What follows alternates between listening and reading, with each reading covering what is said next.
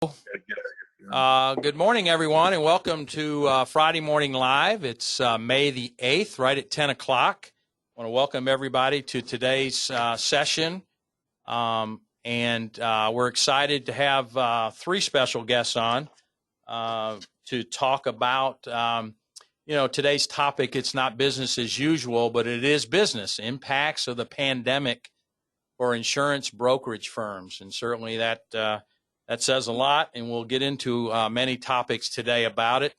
Yours truly is the host today, and thank everybody for joining us.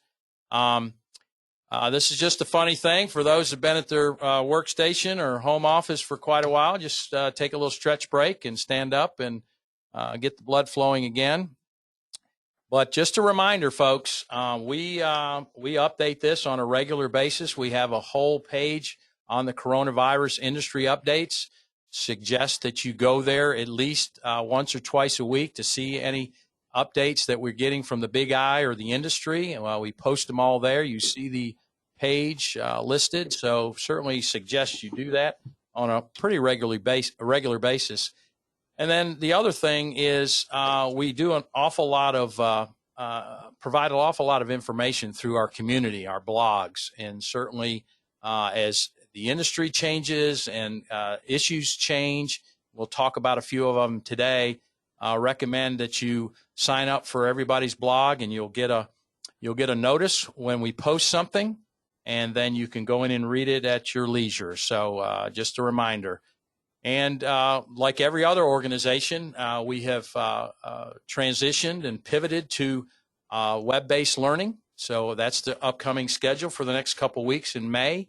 But suggest you go on our website and see the full schedule of webinars and webcasts. We just completed a week of live National Alliance classes. We did a Ruble, we did a CIC, and a CISR this week, and they went off very well, and we had a lot of great comments for providing that content this week. So, Jeff, I'm going to bring you in.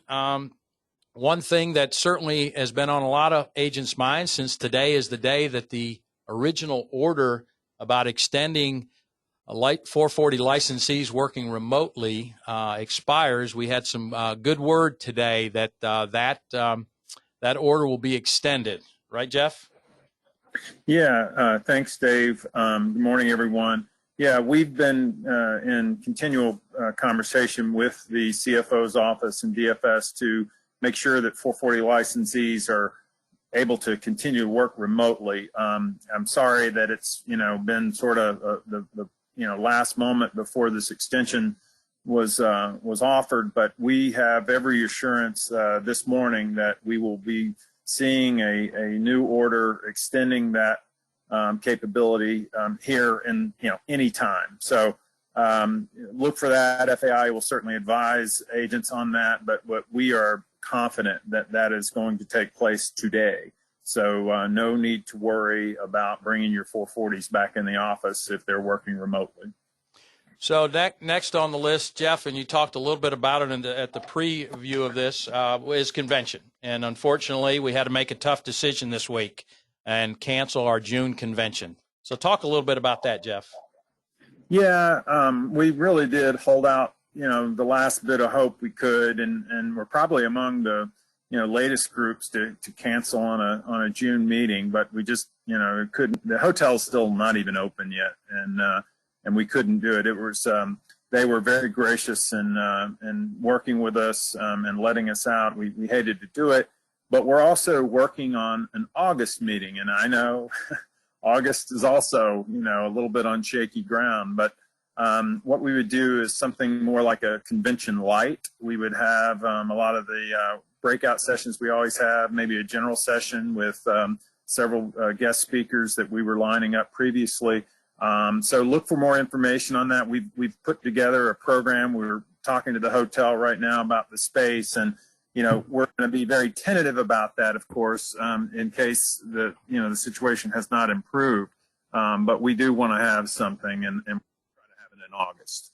All right, and then last thing on our top questions, and this is something that we first did a Friday morning live on back on April the 3rd, and it's the ADA non-compliance website letters that have been going about throughout the state now. They seem to have started in South Florida, and now they're working their way up both coasts. And these letters are going to agency owners about ADA non-compliance for the visually impaired. So I just want to tell everybody, we did a Friday morning live on it on April the 3rd. You can go on our website under the education tab and see Friday morning lives, and you can replay that particular thing. It was Laura Pierce. It was Ben Andrews, both attorneys talking about the issue. And then we had a vendor on talking about how you could help get your website in compliance. So, and then lastly, I'll say, and Laura and I talked several times this week, we're both still getting a lot of emails and phone calls about this. So certainly keep reaching out. We'll give you the resources. We have Ben Andrews with the Pennington firm has agreed to talk to members about these issues. He's well versed in this area of the law. So, hey, Dave. Yeah. There's actually 56 cases that we know of now, just proving that trial lawyers never sleep. Where these guys are, trolling and they have targeted independent agents, their websites, and have come up with some technicality, and they're, threatening to sue. Ben has, got this case down pat and has agreed to represent agents sort of on a shared cost basis, but many agents have their own attorneys, and you can do it that, and he'll be happy to, I'm sure, coordinate counsel. Right. That. But be on the lookout, folks. This is a ridiculous exercise, and we're hopeful that we're going to not only get this stuff thrown out, but get this guy punished. We're already getting comments from members that, one just his fellow agent just got the letter yesterday. So they are coming. They're moving up both coasts, and I'm sure they'll be up in your area shortly. So thanks, Jeff. But, today's topic, Jeff, you started to write about this back in August of last year about consolidation, what was happening in the M&A world, and so on and so forth. And then you wrote your last blog just 4 days ago talking about this and how much has changed over time. And we thought, bringing in the Marsh team to kind of enlighten agents and enlighten us on where we're headed with this thing. And so I guess just kind of give us your thoughts to kick this off of, what made you really start with that original blog, and then you wrote several of them throughout the weeks and months. But just kind of give us some foundation of what you were thinking when you wrote that original one. Well, I don't need to tell agents the agency consolidation wave that's been going on over the last 6-7 years has been mind blowing. It really has come over us in such a way that probably I think upwards of 300 to 400 FAI members over that time period have been acquired. Most of that, or a majority of that acquisition, has been made by firms who are sponsored by private equity, and it was just a real hot item, and valuations were being driven to all-time highs. And so the natural inquiry is, hey, how long can this last? What's going to happen if something doesn't go right? And certainly never anticipated us entering the world of a pandemic. But now that we're here, what is going to happen? Are there some of these deals that are not going to take place? Are the terms going to change? Are there not going to be as many suitors? And those private equity firms, many of whom are considered highly leveraged with debt. How will that impact them? I mean, will they be able to take on new debt to continue to fuel their acquisition activity? If not, will they be able to service the debt properly? If there is a economic downturn like some of us anticipate, and a decline in agency revenue. So that was really the purpose. I was really trying to set up this conversation with Marsh Berry, and also not only on the acquisition side, but I think today we're also going to talk about what is the impact on agencies, period. And some people have already started contemplating this, and agents, of course, know their situation personally, but what is it overall? What do we expect? And so, with that, we wanted to have a conversation with our friends from Marsh Berry and let them talk a little bit about it. Before I turn it over to them, I will just say, it's funny. I mean, I've heard on the merger and acquisition activity everything from business as usual, no nothing to see here, we're all going to just keep going and blowing, to there's a report out of London that says this is their black swan moment, whatever that means, that there's trouble in River City and there's going to be all kinds of problems with some of this. So the truth is probably somewhere in between that. And so again, we're glad to have the folks from Marsh Berry to help us talk about that and explain some of what they're seeing to our members.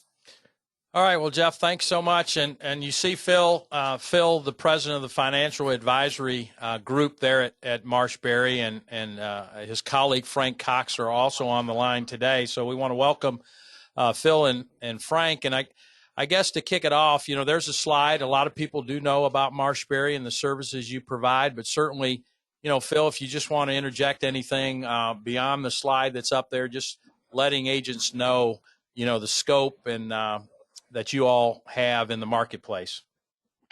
Yeah, absolutely. Again, thank you so much for the opportunity to have Frank and I on today, and look forward to continued dialogue over the next 40 minutes or so, and any questions from those on the call.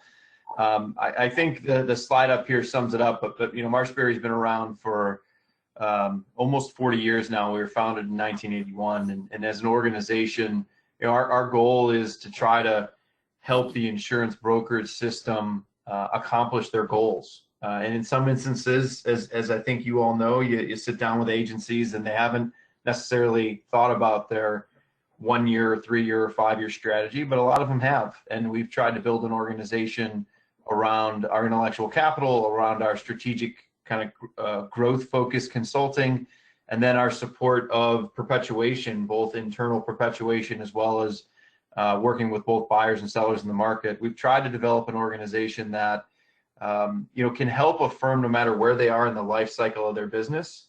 We don't care if you sell, we don't care if you remain independent. We just want to be able to support you in accomplishing your goals, because what happens too frequently, Jeff, you just kind of mentioned this. People tend to have their head in the sand, not just in this industry, but just in business generally, we think, and something happens, a life event, a global pandemic, you name it, things happen, and then you end up heading down a path that maybe you didn't intend. So we view our purpose in the industry to try to help firms accomplish their goals and ultimately maximize the value of their business, however that ultimately is, however it materializes. So appreciate the opportunity. Frank and I are thrilled to be here and look forward to your questions. All right. Well, Phil, thank you so much for that overview. And let's dig right in. State of the industry. Obviously, this is a unique time. How have you seen the COVID-19 pandemic impact insurance firms so far, the ones that you're involved in? Sure. And great context and good question. We work with over 1,000 firms across the country in any given year. So our spread or our touch in different geographies of firms of all shapes and sizes, from a firm that's $500,000 in revenue to the multi-billion-dollar national or publicly traded brokers and everything in between. So we've had a pretty good kind of sense of the pulse of the industry, and I would say that it's been a bit of a rapid change in perception. We've been using the word fluid to describe how quickly things are continuing to change since really the beginning of March, when this all started, at least gaining momentum in the United States. I had a conversation a couple of weeks ago with the CEO of a national broker, and they kind of chuckled about when I used the word fluid, and they interrupted me and said, everybody keeps using the word fluid. He said, but I don't think that does it justice. He said this environment is more like a raging river, which has been interesting because it's a good way to think about it, that change is occurring at such a dramatic pace that it's not even weekly or monthly, it's daily and hourly that things are evolving and changing around the health and safety of the American people, around the legislation that's occurring at the national and the state levels, around our understanding of what's okay and what's not. And we think about the payroll protection plan as an example. When that first got rolled out, there were a number of organizations that weren't paying any attention to it, and were not even actively deciding whether to apply or not. They were just ignoring it. You fast forward a week from that point, and then it was a lot of firms trying to figure out whether they should apply, and most agencies and brokers we know applied for it. You fast forward a week later, and new clarification came out, and probably 10 to 15% of the firms we've spoken to that have gotten the funds are deciding to give it back, while 80 to 85 or 90% are deciding to keep it. So, I mean, that's just another good example of the continued change. I think what's most prevalent right now currently, which, was different than a week ago and could change a week from now, is that when this first kicked off, there was, and at the point in time when a lot of firms applied for the PPP, there was a lot of concern around very short-term cash flow needs. What's very different, and we can see what's similar and what's different compared to the last economic recession we had in 2009, 2010. But what was very different about this situation is that it happened overnight. There was a very, the speed and pace at which it happened. And then you hear from carriers who are returning premium. You hear from carriers who are willing to give deferrals up to 30, 60, 90, 120 days, not just to personal lines clients, but to commercial clients. You're talking about return premiums or changing estimates around workers' comp, the amount of unemployment for benefit firms. Obviously, unemployment could hurt comp as well, but furloughing employees, and are they staying on benefits? Are they not staying on benefits? So the concern was very, very early on in this situation. We're comfortable we're going to weather the storm. We know that we're a resilient industry. That the average insurance agency, as the second question here shows, shrank about 4% in 2009. So what will that mean? It wasn't sustainability in the long term. It was how are we managing cash in the short term, and the PPP really helped support that and help people get past it. But what we're hearing right now is that there is still concern. There is guarded optimism that what didn't happen in 2008 that happened here is that the majority of the firms we've spoken to and that we work with had record years in 2009, and frankly had record first quarters in 2019, and their first quarter of 2020 has been very, very strong, even into April, because of economic growth as well as the kind of hardening rate environment that we're sitting in. So the results to date through April have been very positive, but actually somebody I spoke to earlier this week described that they're still convinced a nuclear winter is coming, and that sometime in the late second, early third quarter, all of the issues that are hitting the businesses around the country are going to flow through to the brokerage world at that time period. So there is still going to be a dip in revenues or for a period of time, but it didn't hit as quickly as I think brokers were anticipating. Hey, Phil, this is Jeff Grady. I want to go back to something you said about the PPP and the 15% or so firms who have decided to return the money. What was the purpose? What was their reasoning? Again,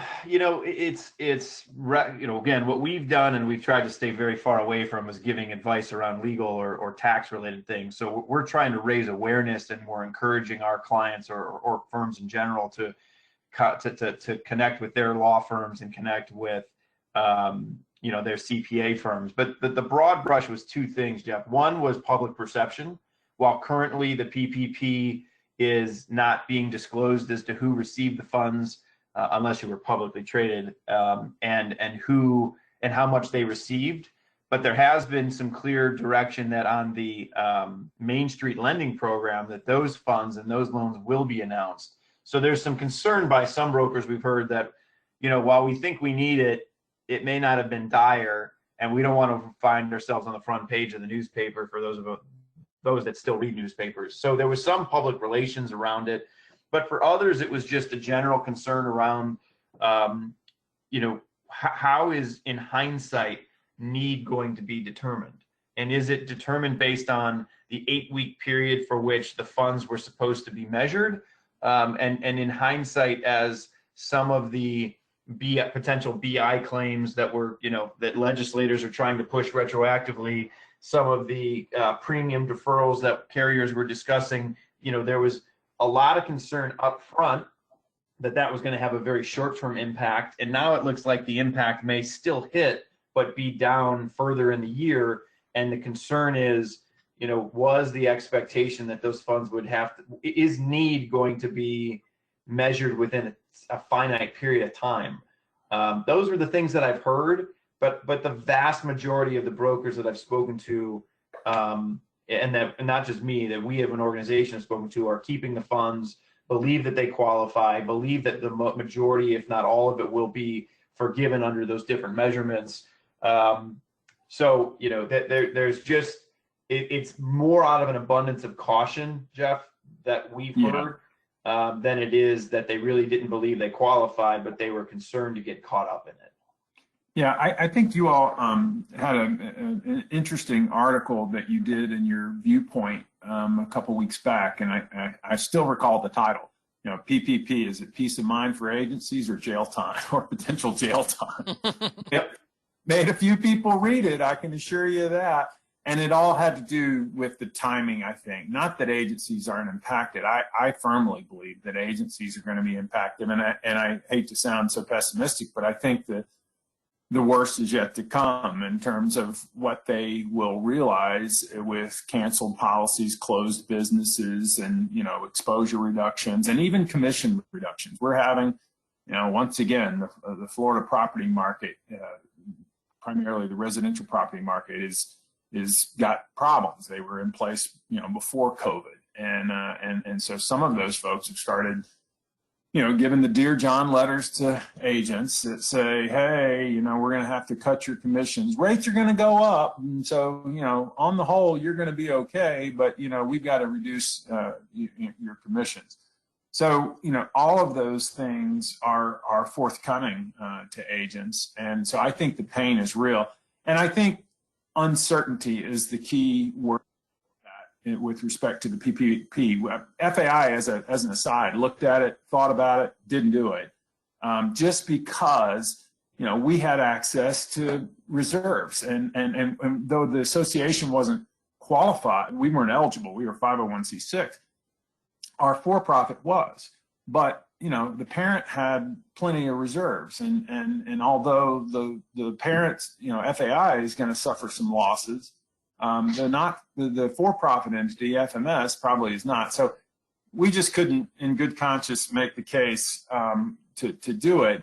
And I think, you know, a lot of agencies were going through the same thing. And again, uncertainty is in the eyes of the beholder. If the agent can say, hey, I've you know, I know what's coming down the pipe, and normally I would be trimming payroll right now to prepare for that. And so I need the PPP to help stem the tide, and you know, I think that's a legitimate ask, and I believe agents will be okay there. But your article was an interesting one to contemplate.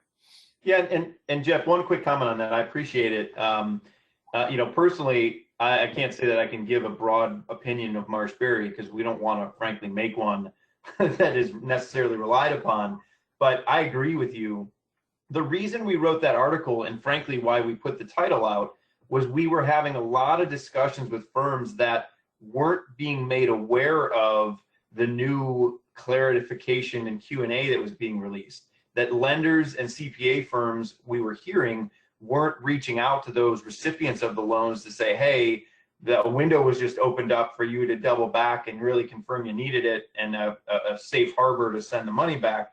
So we were trying to get people's attention to say, we're not telling you right or wrong, make sure you're at least reviewing it. And again, disappointment's the wrong word, but there wasn't a lot of follow through and knowledge once the recipients got the funds, that there's now this new kind of information out that we needed to make sure everybody was aware of. So it was really just intended to be an attention grabber, which I think was mission accomplished, because it pushed some people to have conversations and then a lot of law firms followed up with some clarity on how to build your file to support your decisions and things like that, which I think is very prudent advice.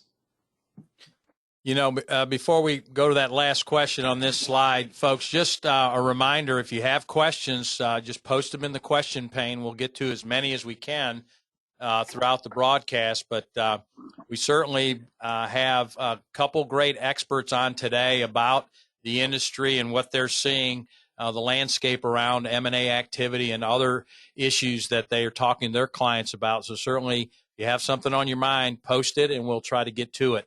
But Phil, as we turn to question 3 on this slide, how do you guys view the upcoming presidential election? A great question, and it really leads into the M&A discussion, and I think it's important to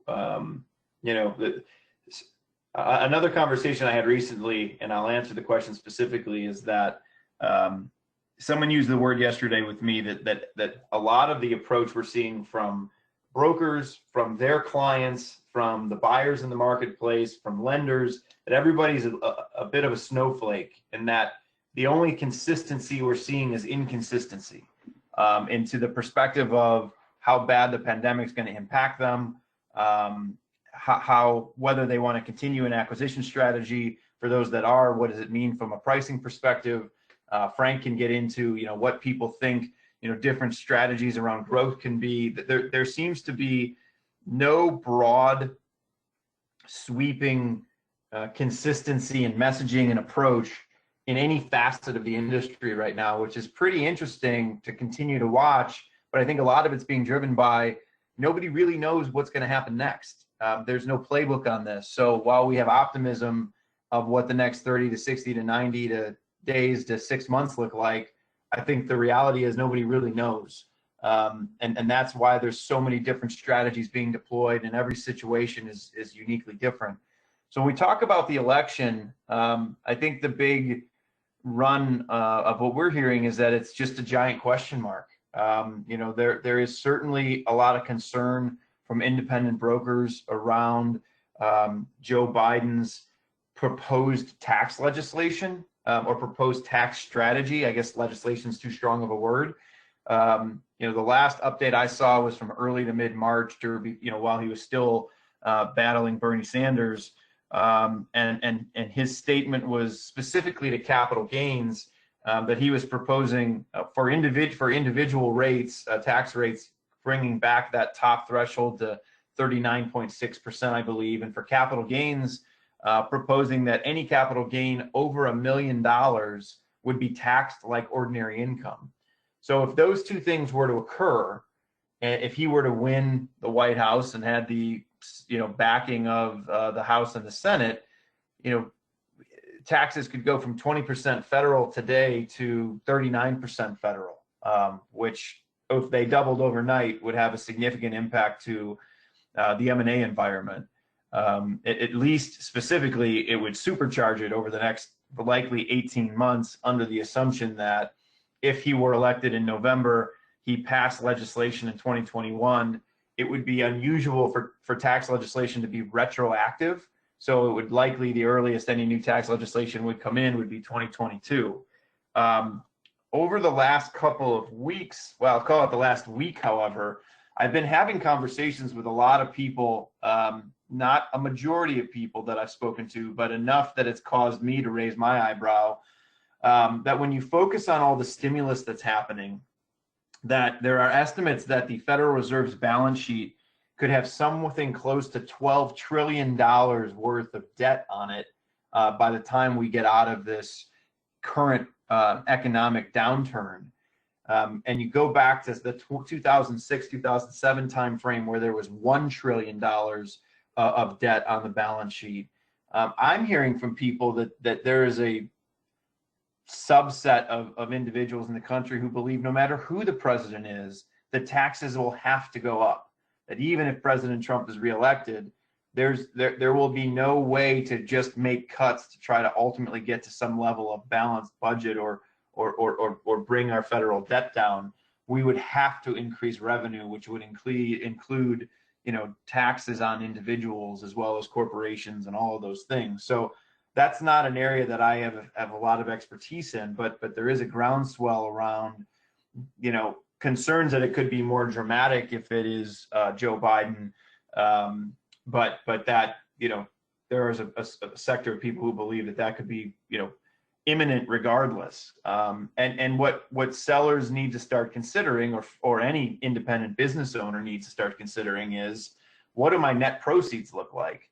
And if I'm going to do a transaction in the next 3 to 5 years, if I don't believe internal perpetuation is in my future, we believe there could be a run on the bank. And I don't say that as certainly we're in the business. It's not intended to be self-serving, but I think it's just a true reality that is a potential because of what the government has been doing to prop up the economy and ultimately the overall recovery. So that's a very broad. Okay. And I think, the big answer is we don't know, and neither does anybody else. So anyone who's speaking with definitive, comments, that's what we're hearing today, and that's what we're seeing. Our opinion could probably change a week from now, depending on how things continue to evolve.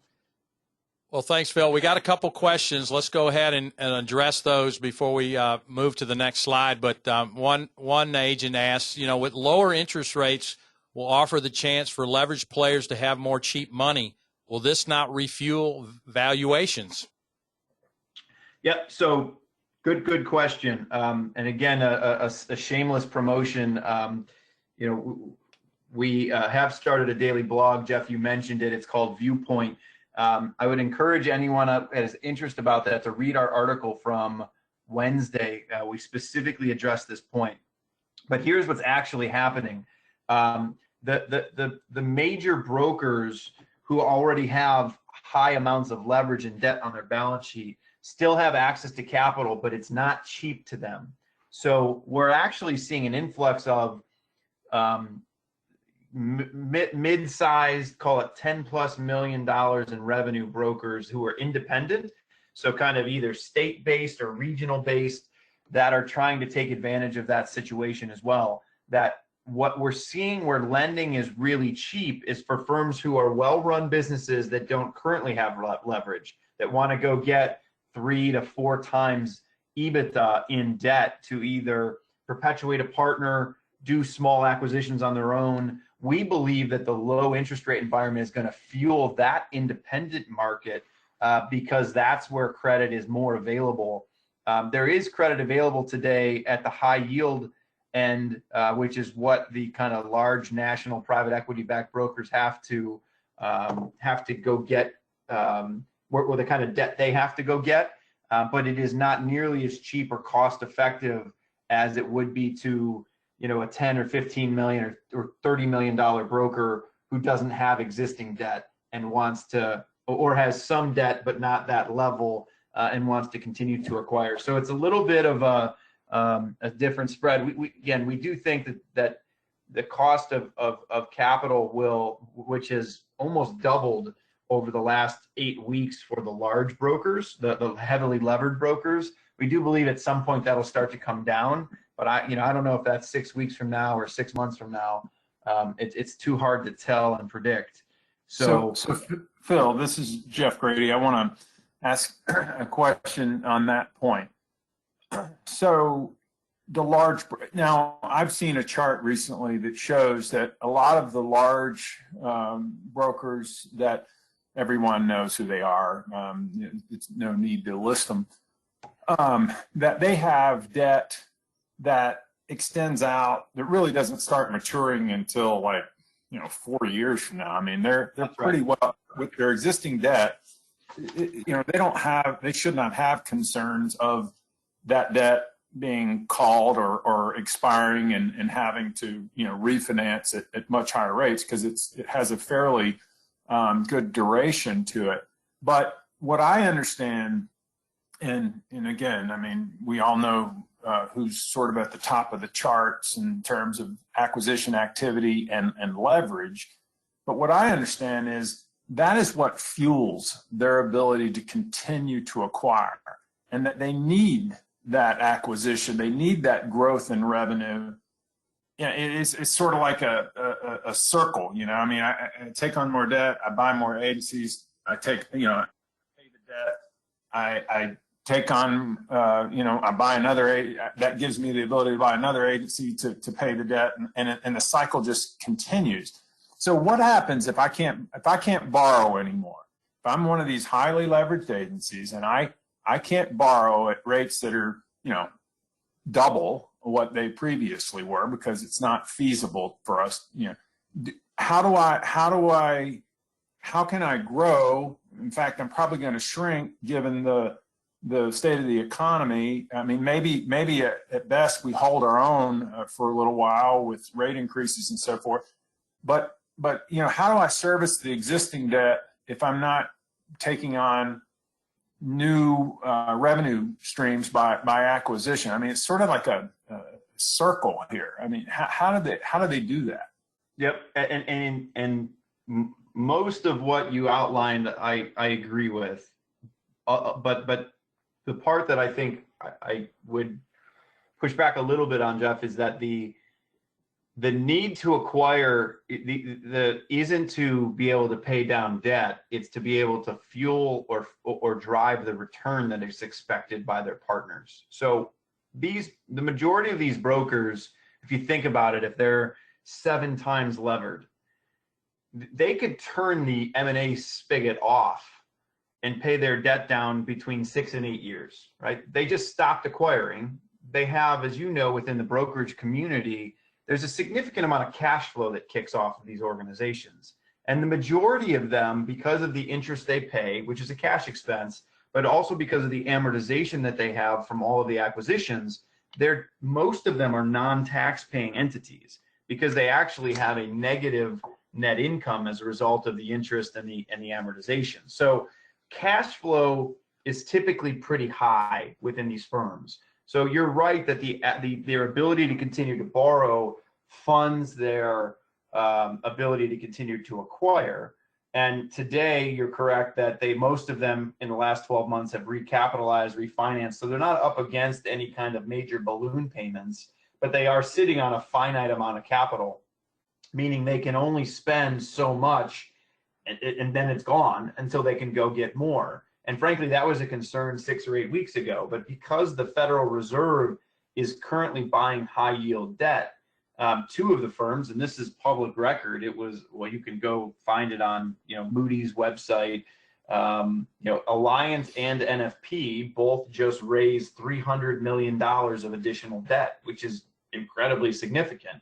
And both of them said that it was just to prop up their balance sheets. They didn't need it, but it was available, so they went and got it, and they're going to sit on it as a defensive measure, because cash is king and they're being conservative. It's also going to be sitting there in case there are good M&A opportunities. This is my opinion, not something that they've publicly stated, to be able to go and do transactions. So we don't have any massive concern. Now, listen, if this thing continues for 9 more months and all of the kind of restrictions that are being loosened in certain states like Florida and Ohio, and we're allowed to open up slowly and differently. I'm in Cleveland right now. If those things continue, I think everybody's okay. If we have to go back into our houses and shutter down for 6 more months, I mean, all bets are off for the world, let alone just insurance brokers. So I don't want to speculate on, the black swan event to the article you referenced. And I've read multiple times that I also think has a few flaws in it. But, so we do believe that a shortage of ability to borrow or higher interest rates could create a slowdown in the M&A environment. It could impact multiples, but we don't believe that it's going to put any of these large firms, again, based on what we know today, that they're in any kind of perilous position. Yeah, and that's a great explanation. I really appreciate it. And I think it also, if those firms have to kind of quell some of their M&A activity, I've heard terms like, they're going to work sort of internally to make their operations a little more efficient. I mean, in fact, some of these have been piling on agencies so quickly, the integration part of this has really sort of taken a back seat. So it may, give them time then to work on that end of it, to tighten up and make their organization a little more efficient as they integrate some of those prior acquisitions. I also believe, as we talked about earlier on the call, that if any of those are sort of parked, if you will, I always heard from the medium and small size agencies that wanted to acquire that they just couldn't do it. I mean, they couldn't compete on the level that these larger private equity sponsor brokers could with the multiples they were paying. And so they've sort of been, a little bit, back in the foreground, but this may bring them, or back in the background, this may bring them more to the table if they're not obviously taking down, most of them, of course, don't take down debt, or maybe not even sponsored by PE firms, but have the capital and see the opportunity now that wasn't there previously. Yeah, I completely agree, Jeff. And we have 3 active, we do capital raising, debt capital raising for our clients. We have 3 active clients in that independent, state or regional position where they're doing just that. They're going out to get access to debt capital to be able to be more acquisitive, because they believe that this environment is going to create more opportunity. The one big question mark that I will tell you we're watching closely is that while, again, we're comparing and contrasting 2020 to 2009 when we had our last kind of economic downturn, the difference is, there's, again, many differences, many similarities, but a big difference is in the total amount of demand that exists in the marketplace today. Private equity-backed brokers in that space were Alliant, Hub, and USI, and that was it basically at that time. Today, there's more than 30 brokers in the country that have family office or private equity money. But just listen to this stat for a second. In 2008, which was kind of really, we didn't see an impact. It was late 2008 when things started shaking this financial system. So we really didn't see an impact in M&A until 2009. So in 2008, there were 3 acquirers in the industry who did more than 10 transactions in a given year. In 2019, there were 14. Almost 5 times as many buyers did 10 or more transactions the year before this kind of economic impact as opposed to the last one. So, I mean, that's a pretty staggering number from our perspective. So even if 1 or 2 firms or even 5 firms decide to sit on the sidelines, there's just incredibly more demand and capacity in the market today than there was. And we don't know what impact that's going to have. Does it mean that the independent broker has the ability to be more competitive? Maybe, but I wouldn't bet on the fact that valuations are going to fall dramatically because just basic supply and demand economics, really push. And that's why, and maybe we can pivot to a few organic growth topics if you guys are open to it, because Frank's been doing a lot of good work with brokers. We're really encouraging independent brokers who want to acquire to make sure that they can highlight the value their firm brings from a growth component. Because if they can say, not only can we be competitive on pricing, but here's what we can offer you in maybe a less demanding way than a larger broker could, that makes you better day one after we combine, that a lot of smaller agencies and brokers they're not looking to necessarily hang it up. It's just getting really competitive. So, an independent broker who's 5 million in revenue or 10 million in revenue or 50 million in revenue that wants to go acquire, if they've got their internal house in order around how to grow and help make their friendly competitor down the street better, that's going to make them more attractive as a buyer than just having capital. So I don't know if that's an appropriate pivot, but we've been hearing a lot of interesting ideas and concepts of how firms have shifted their focus in this pandemic kind of new virtual world. And frankly, we're seeing some firms sell more right now than they were leading into this.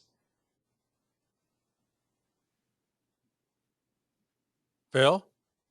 Yes. Oh, I thought I lost you. But before we pivot to Frank, just want to throw a question out that was specific from one of our members.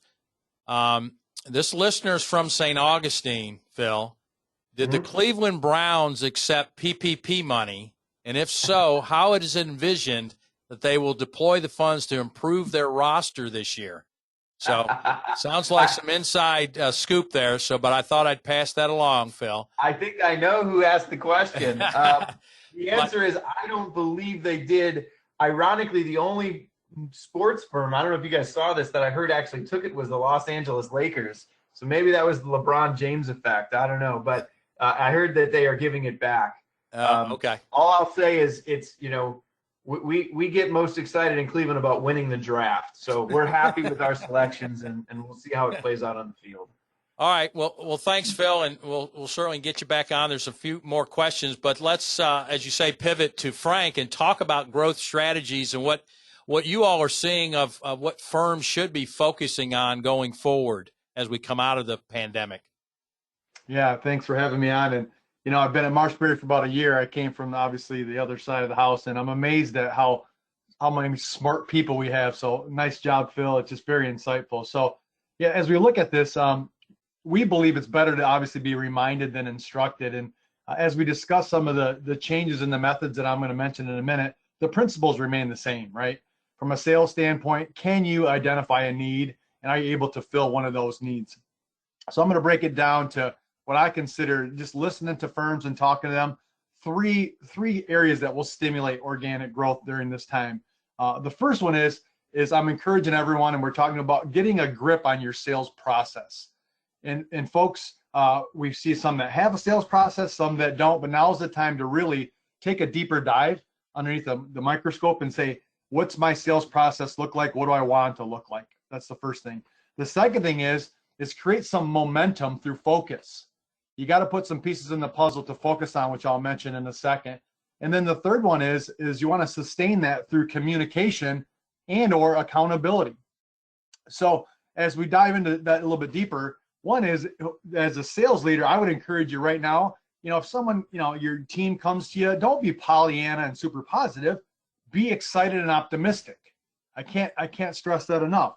Let the team know that it's okay to sell right now, right? I've been on phone calls for weeks now with firms that are having their best month, some their best quarter of the year, right? And those are folks that actually had a pipeline, had a sales process a few months ago. And then I've been on calls with folks that tell me, they're hunkering down, they're going to wait and see. You don't want to do that, right? So we're consistently hearing different opinions on that. But to a T, I'm watching and I'm seeing, and I do some outsourced sales management for Marshberry. So I work with firms that don't have a sales manager, and I know what I'm doing with them. And we're, one firm I'm working with had their best month that they've had in years. So that leads into the next piece of it is, as a leader, as a sales leader, what is your vision for your sales team, right? And what I heard and what I've said is this could be their defining moment. And sometimes you got to reframe stuff for your salespeople, right? They're high and low and high and low, and next thing you know, it's lunchtime, right? They're having all these ebbs and flows in their emotions. So make sure you're that constant, and you're reframing with them consistently. Another piece of that is to create that structured environment for their sales to succeed. And whether that's, are you doing a weekly meeting? Are you doing multiple weekly meetings? Okay. And I'll dive in a little bit more of that. So be open and transparent with them on a weekly basis. Like at Marshberry on a weekly basis, we have an update on how the firm is doing financially, right? New business generation, client retention, best practices within the company. So, as you're leading your company, also be open and transparent with them so people aren't concerned, hey, am I going to be working here tomorrow? Aren't I going to be working here tomorrow? So make sure you're doing that. And then finally, on that first question is, if you have a marketing team, have them help these producers right now. What we find is they got 10 to 20% of their time back from traveling, and we want them to come up with creative ideas on how to market themselves, which I'll talk about in a second. But we don't want them creating those marketing collaterals. We want someone creating them for them. We want them, their thoughts down, and we want their activity there, not creating these PowerPoints and these sophisticated documents. So those are just a few things on that first question. So any questions around that? Nothing's popping in yet, Frank, so just keep moving. Yeah, okay. So, and then as you think about taking a little bit deeper dive, what we have seen and what we encourage all the producers to do is start conducting and using technology, whether it's Zoom, Skype, Ring Central, Microsoft Teams, Cisco, GoToMeeting, it doesn't matter, right? You wanna be in front of these folks. And I'll give you some facts that we have found on virtual selling. 98% of the polls we have taken say it helps with relationship building. 90% say video makes it easier to get their points across. And 82% say it's less likely to multitask. And I will share with you, like right now, even calling clients and telling them bad news, or prospects and telling them bad news, is still a good thing. I was on a phone call with an agent yesterday, and they just got a BOR because they actually called a prospect and let them know what was going on, even though it wasn't good news, and their agent hadn't shared anything with them. So make sure you're using this technology. Make sure you're communicating with prospects and clients. And then as you dive even deeper there, when you look at how to implement those organic growth strategies, I would talk to the teams about cross-selling and rounding existing accounts. Maybe each week you're running what I call an unsticker huddle. Okay, so you're looking back the last 3, 6, 12 months, and how are you going to cross-sell, upsell, round that out? How do you get that opportunity unstuck, right? Second piece is build strategic relationships. Are you creating new centers of influence? Are you using LinkedIn? Are you posting videos? So what are you doing there? And have a strategy around that. The firm I'm working with, multiple firms, but the firms I'm working with, I'm actually putting together a tracking sheet around these things so they can inspect, so they can get the right expectations. Another thing is webinars. Okay, are you running weekly webinars, some virtual meetings around relevant topics? And I would encourage everybody to think about different topics than COVID-19 and just a lot of topics that people are just getting overwhelmed with. Change it up a little bit. Talk a little about some of the bills that are being passed in Congress. Talk about some tax council, changes with the Family First Act, BCP planning. What's your plan look like coming out of this? Maybe some program audits, right? We've worked with firms that are uncovering and recovering premiums by doing audits on their class codes and things of that nature, and then make it interactive. So when you're running these meetings, make it interactive with them. And then finally, position yourself as that trusted advisor, right? And talk to those clients and prospects early and often. Like I said, even if it's bad news, communicate with them, see where they're at. Hey, Frank, a question came in. You talk about the sales strategies and growth, and what have you been hearing as far as, the market is hardening. Many insurance companies are facing it with increased rates. What are you all hearing as agents are handling some of that dialogue? Yeah, that's a great question. So I've heard different things. I've heard some say they have to change their philosophy and how they're going to sell. Maybe they're going to do a little bit more quoting. I've also heard others say now's the time to refine your value proposition statement. And this is what we've been talking about. I think folks are being exposed right now, and the terminology we use is, are you a beggar or are you a doctor right now?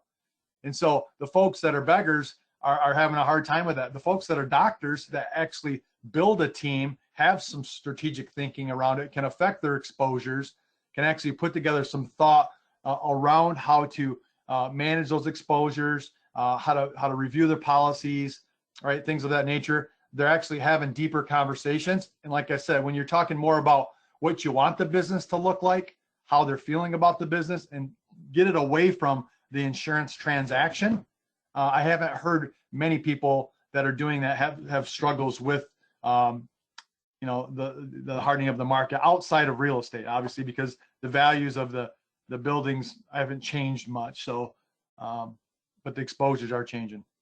Okay.